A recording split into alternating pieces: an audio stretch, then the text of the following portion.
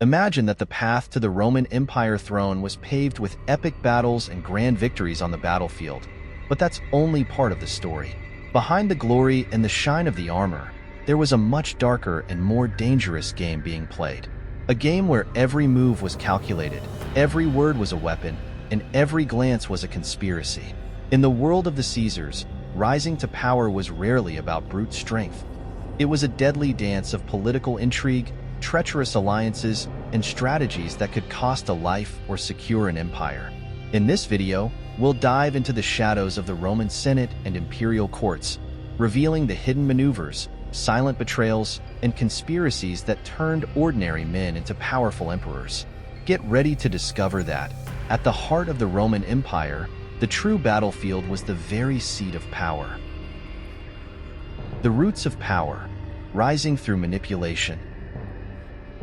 Ascending to the throne of the Roman Empire was rarely a straightforward result of military conquests or legitimate succession. At the heart of Roman power, manipulation was an essential skill for any aspiring emperor. Roman politics resembled a theater, where the key players wore masks of virtue to conceal their true intentions. To achieve power, it took more than strength or charisma. It required an understanding and manipulation of the complex networks of influence that permeated the Senate and imperial courts. Manipulation took many forms, from exploiting personal weaknesses to engineering situations that favored certain candidates for the throne. Aspiring leaders often manipulated public opinion, using rumors and propaganda to undermine their rivals and strengthen their own positions. Noble families, aware of the power of manipulation, also actively participated in this game, ensuring that their children were strategically positioned to seize political opportunities as they arose. Moreover, political manipulation frequently involved crafting a public image that masked darker intentions. A popular leader might be portrayed as a champion of the poor and oppressed while secretly conspiring to eliminate rivals and solidify their power. The art of manipulation required patience and a deep understanding of the social and political dynamics that governed Rome. It was a long-term game, where every move had to be carefully calculated. Advisors and political allies played crucial roles in manipulating circumstances to favor the rise of their protégés. Many emperors started their careers as mere assistants or advisors to more powerful figures, manipulating situations to their advantage. At the same time, political rivals were weakened through a mix of defamation, accusations, and, in extreme cases, poisonings and assassinations. Manipulation also extended to the military and military commands. Ambitious generals frequently used their influence over the legions to sway Roman politics in their favor. The loyalty of the troops, whether bought or earned, could be the difference between success and failure in rising to the throne. With the troops under their control, a general could threaten or depose emperors, consolidating their own power. Ultimately, rising through manipulation was a dangerous and winding path. Aspirants to the throne had to navigate a sea of intrigues, betrayals, and rivalries. Those who succeeded in the art of manipulation often found themselves at the top, but always with a target on their backs. Manipulation, while effective, created powerful enemies and a constant atmosphere of distrust, making the Roman throne a place of extreme instability. Senate or arena, politics as a battlefield. In the Roman world, the Senate was much more than a political institution.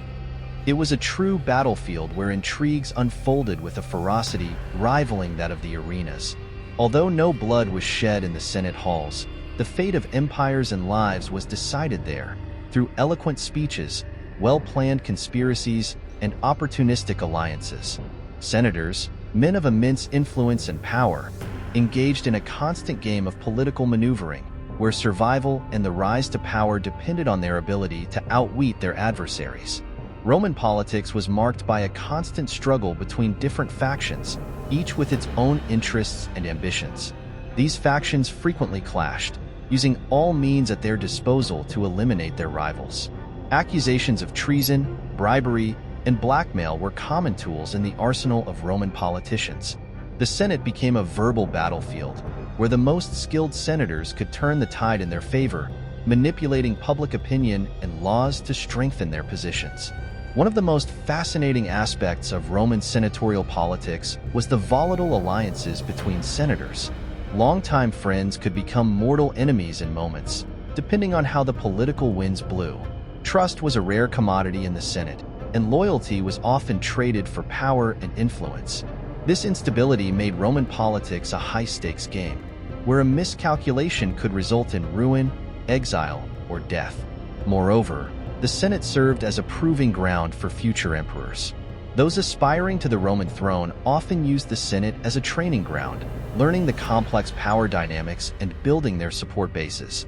A skilled senator knew how to manipulate discussions, leverage their influence, and use rivalries among their peers to stand out. Senatorial politics, with its unwritten rules and constant intrigue, was the best school for those looking to master the art of governing Rome. Despite all the power concentrated in the Senate, senators were not immune to manipulation by emperors. Many emperors, to ensure their own security and perpetuate their power, kept the Senate under constant surveillance. Espionage and intimidation were common, and any sign of dissent could be met with severe punishment. The Senate, therefore, was a power arena where the roles of predator and prey could switch at any moment. Ultimately, politics as a battlefield in the Senate reflected the very nature of Rome, a city built on military conquests and governed by political intrigue, where power was both a trophy and a curse. Those who survived the intrigues of the Senate were more than prepared to face the challenges of ruling one of the greatest empires the world has ever seen. However, political survival in Rome required not only skill but also a good dose of luck, as danger lurked around every corner. Blood alliances, marriages, and secret pacts.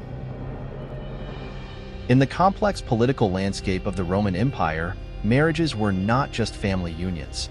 They were strategic alliances that could determine the fate of empires. Blood alliances formed through marriage played a crucial role in ascending to power, as they allowed the most influential families to consolidate their positions and expand their networks of support. A well-arranged marriage could unite two powerful factions, seal political agreements, and in some cases, secure the legitimacy of a contender for the throne. These unions were often sealed in secret, away from public eyes, to prevent political rivals from interfering.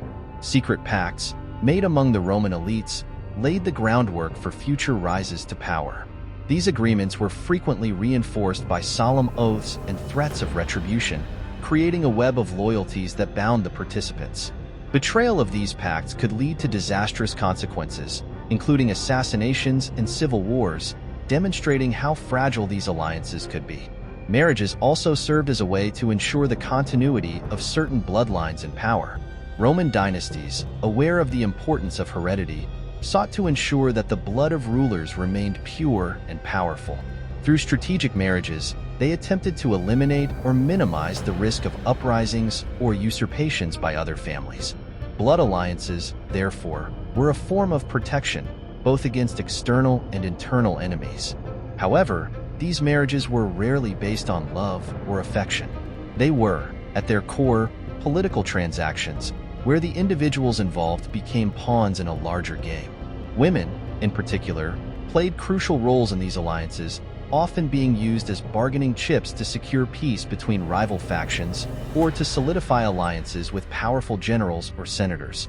Nonetheless, some of these women managed to leverage their positions to exert real influence, both over their husbands and the fate of the empire.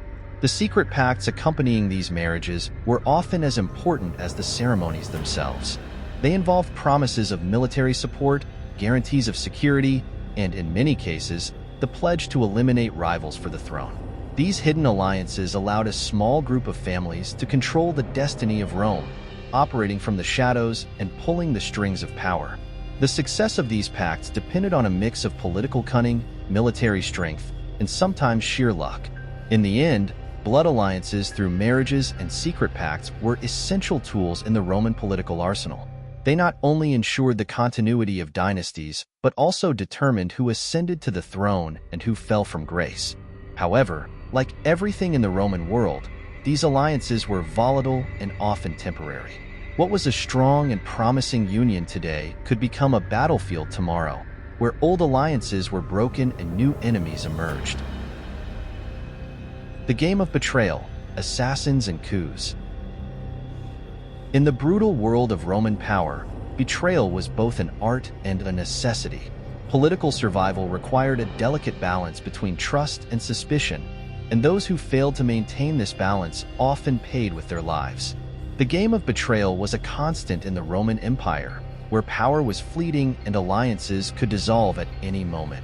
Assassins and coups were tools used by those who sought to ascend the throne or eliminate dangerous rivals. Coups were often orchestrated by those close to the emperor. Generals, advisors, and even royal family members could turn against the supreme leader, secretly conspiring to overthrow him. These plots frequently involved the support of the military, which was crucial in determining the success of any coup. When successful, the conspirators seized power and often initiated a purge, eliminating any rivals or potential threats to their newly acquired position. Political assassinations were also a constant reality in Rome. Emperors and aspirants to the throne had to be constantly vigilant, fearing not only their enemies, but also their closest allies. Trust was a luxury few could afford, and even the most powerful emperors could fall victim to betrayal. Poisonings, stabbings, and other forms of murder were common practices, often carried out by those in extremely close proximity to the victim. However, betrayal was not always an act of direct violence. In many cases, betrayal took the form of political manipulation, where alliances were broken and secrets revealed to weaken an opponent. Traitorous senators and advisors could sabotage the emperor's policies, spread misinformation, or incite revolts among the legions.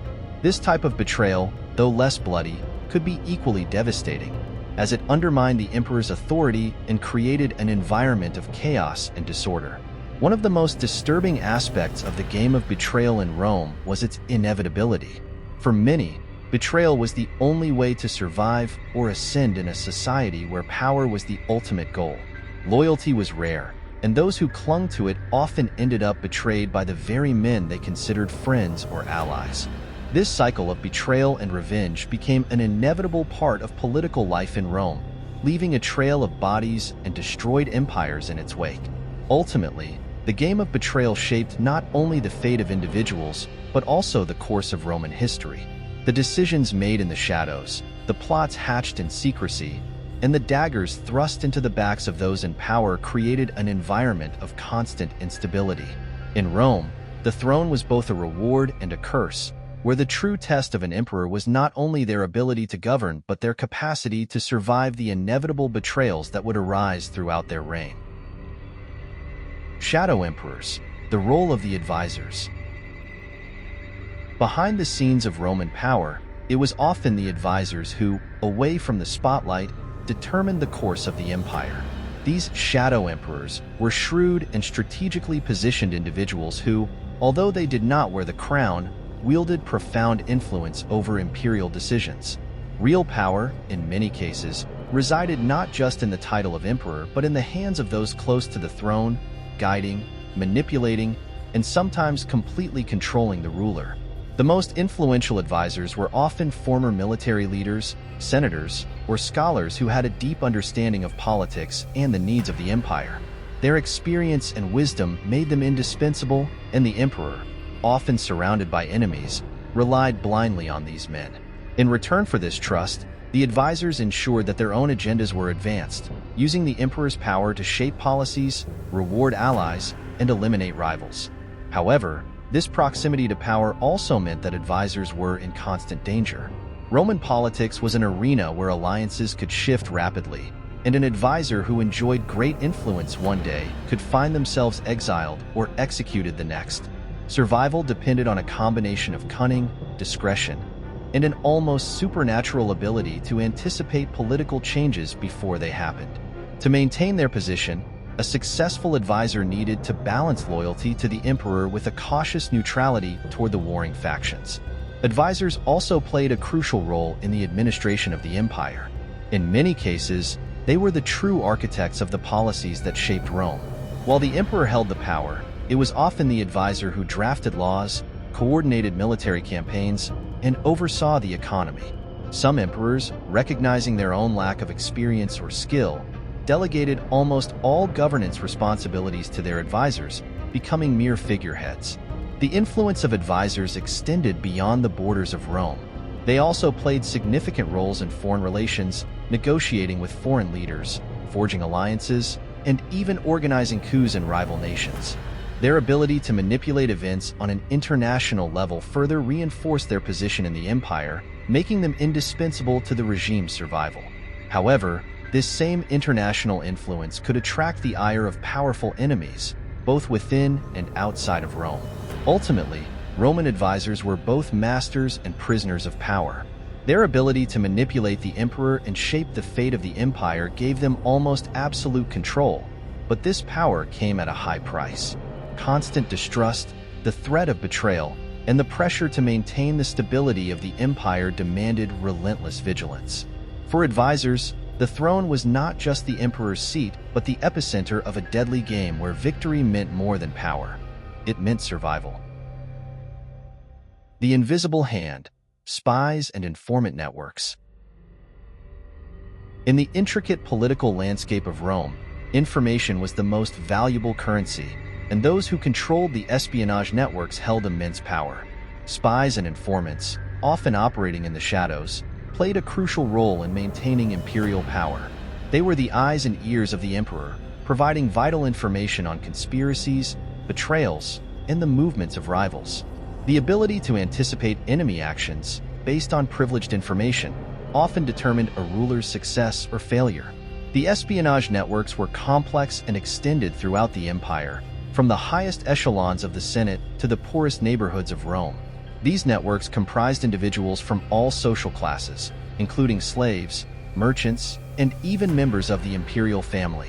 Spies used a variety of techniques to obtain information, ranging from bribery to intimidation and seduction. The secretive nature of their work meant that many of these agents operated under false identities, concealing their true loyalties and intentions. Trust in the information provided by spies was absolute, but this trust also carried risks. Spies were, by definition, masters of deception, and it was not always possible to guarantee the accuracy of the information they provided. In an environment where disinformation could be as deadly as a blade, emperors needed to be cautious in interpreting their agents' reports. Many rulers became paranoid, seeing enemies in every corner and making drastic decisions based on incorrect or distorted information. Informant networks did not only serve the emperor but also his rivals. Senators, generals, and other figures of power maintained their own spies, creating a web of intrigue where everyone spied on everyone. This fierce competition for information created a constant surveillance environment, where privacy was an illusion and every word could be used against its speaker. It was a shadow war, where victory was often not publicly declared but felt in the decisions and actions of the powerful. Espionage missions also involved activities outside Rome. Roman spies operated in enemy territories, infiltrating foreign courts, sabotaging defenses, and fomenting revolts that weakened the empire's adversaries. Information obtained by these agents could change the course of wars, influence treaties, and secure political victories without the need for bloodshed. In an empire as vast as Rome, espionage was not merely a governance tool. It was a strategic necessity to maintain Roman hegemony. Ultimately, the invisible hand of espionage networks shaped the fate of the empire in ways that often remained hidden from the public. Spies and informants were the silent architects of many decisions that kept Rome secure or put it in danger. In an era where knowledge was power, these agents were the true guardians of the throne, operating in the shadows to ensure that the flame of the empire continued to shine, even when threatened by internal and external forces. From citizen to Caesar, the cost of the crown. Rising to the throne of the Roman Empire was the pinnacle of ambition for many, but the path to becoming Caesar was paved with sacrifices, dangers, and unimaginable challenges. The cost of the crown was not only paid in gold or power. It demanded a complete transformation where the aspirant to the throne had to abandon their former life and assume a role that placed them under the watchful eye of all of Rome. The journey from an ordinary citizen to emperor was marked by a series of trials that tested not only political capability, but also the emotional and moral strength of those who wished to rule. The first requirement for anyone aspiring to be Caesar was the willingness to sacrifice personal safety. In Rome, the emperor was not just the supreme leader. He was the primary target of conspirators, rivals, and enemies. From the moment one set foot on the path to the throne, the aspirant knew that their life was in constant danger. Assuming the mantle of Caesar meant living under the shadow of death, where every banquet, every Senate meeting, and every public appearance could be the last. Moreover, the cost of the crown included the renunciation of privacy and normalcy. An emperor was always under public scrutiny, and their actions, words, and even thoughts were constantly analyzed, criticized, and often distorted. The personal life of an emperor became an extension of their public role, with no distinction between the man and the ruler. Friends and family could turn into enemies or traitors, and political alliances frequently replaced personal relationships of affection and trust. Another price to be paid was the relinquishment of emotional stability. Governing Rome required extraordinary mental and emotional strength, as the emperor had to make difficult decisions, often with devastating consequences. Executing friends who became threats, ordering military campaigns that decimated entire populations, or imposing unpopular laws to ensure the empire's security were just some of the responsibilities carried by a Caesar. The Roman crown weighed not only on the head but also on the soul, and many emperors succumbed to the pressure, falling into depression, paranoia, or madness. The path to the throne also required constant adaptation to shifting political circumstances. To become Caesar, the aspirant needed to be a master of political maneuvering, able to navigate the treacherous waters of Senate intrigues, manipulate alliances, and, when necessary, eliminate rivals. Flexibility and the ability to reinvent oneself were essential qualities, as what worked one day could become fatal the next. The cost of the crown, therefore, included the ability to mold oneself to power while keeping sight of the goals that motivated the rise. Finally, the emperor paid the price of the crown by becoming the guardian of Rome's legacy. He ruled not only for the present, but also for the future, and his actions determined how he would be remembered by history. Fame and power were transient, but the marks left by a Caesar could last for centuries. This responsibility of carrying the fate of such a vast and complex empire was perhaps the greatest burden of all. Governing Rome meant not only managing a territory but also embodying an ideal, and few were truly prepared to bear this weight.